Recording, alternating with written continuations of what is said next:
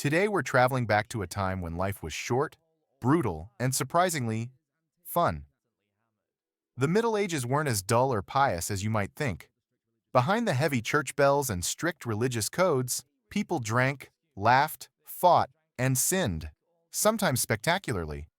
So grab your tankard of ale and settle in as we uncover the untold stories of medieval nights out, the chaos that followed, and the strange remedies that came after. Welcome to Untold Medieval Mysteries.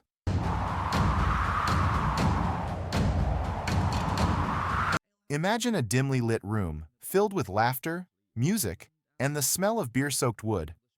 That was your average alehouse, the medieval version of your local pub. Some were tiny, barely 40 square feet, yet packed shoulder to shoulder with men boasting, singing, and telling tall tales. These humble places were the heart of medieval social life, where news was shared, friendships made, and drunken arguments turned into legends. Outside, a sign, maybe a bunch of wheat or a carved mug, told passers-by that fresh ale awaited. Literacy was rare, so images spoke louder than words. By the late 1500s, there were around 24,000 alehouses in England, roughly one for every 140 people. Taverns, on the other hand, catered to the upper classes. They offered wine, polished cups, and clean tablecloths, a far cry from the smoky alehouses filled with laughter and spilled cider. But whether rich or poor, one thing united them all: the love of drink and conversation.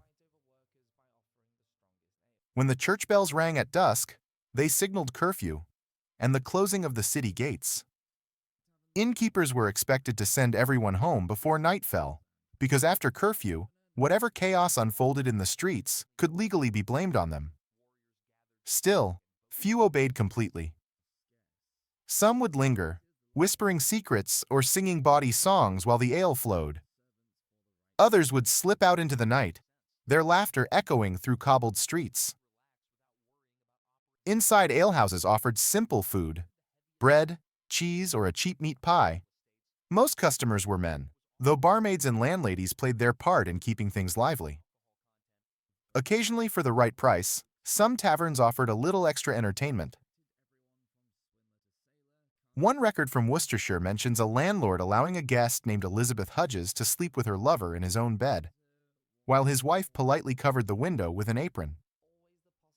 In such places, stories were born. Jokes, gossip, and the occasional brawl filled the smoky air. Sailors, carpenters, merchants, and rogues all rubbed shoulders in the same room. Far from England, in the glittering port city of Famagusta, Cyprus, taverns buzzed with travelers from across the Mediterranean. It was a melting pot of pilgrims, pirates, and traders, all seeking wine, laughter, or something more dangerous. One night in 1428, an Italian priest named Antonio Manzor found himself deep in drink with some locals. After too much wine, a playful argument turned deadly when Manzor, still holding his bread knife, accidentally stabbed a man named Bissara. Because he was a priest, he escaped with little more than a slap on the wrist. He fled to Rome, confessed, and was forgiven. Ah, medieval justice. Another tavern keeper wasn't so lucky.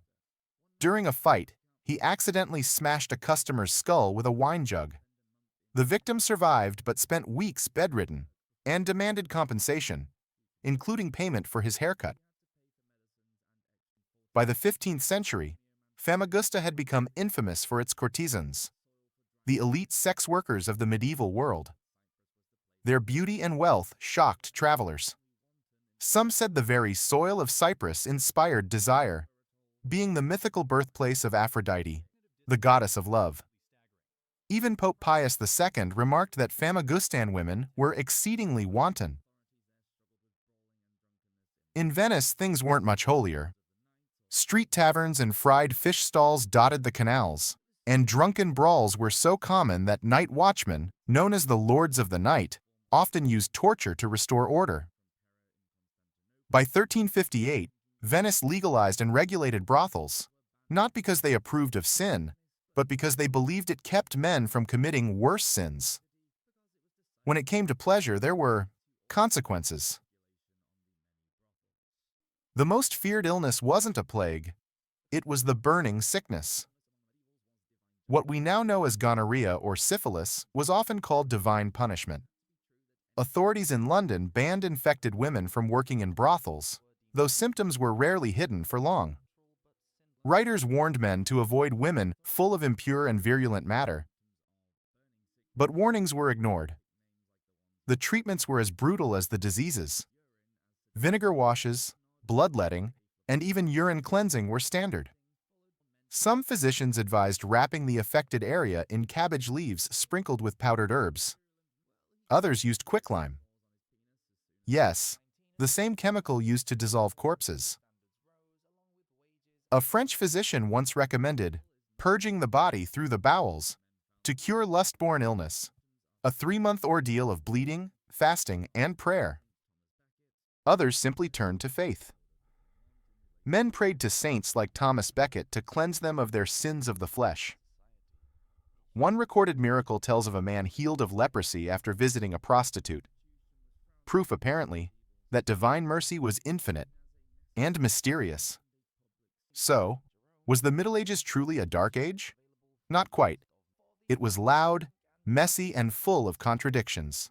Faith and sin, prayer and pleasure, life and death intertwined. For every sermon preached, there was a tavern bursting with laughter. For every warning of damnation, a cup was raised to life itself. Thank you for joining us on this journey through untold medieval mysteries. If you enjoyed this journey into the medieval night, hit that subscribe button, ring the bell, and join us for more tales from the past, where history isn't just studied, it's felt. Until next time, cheers. And remember, even history loved a good drink.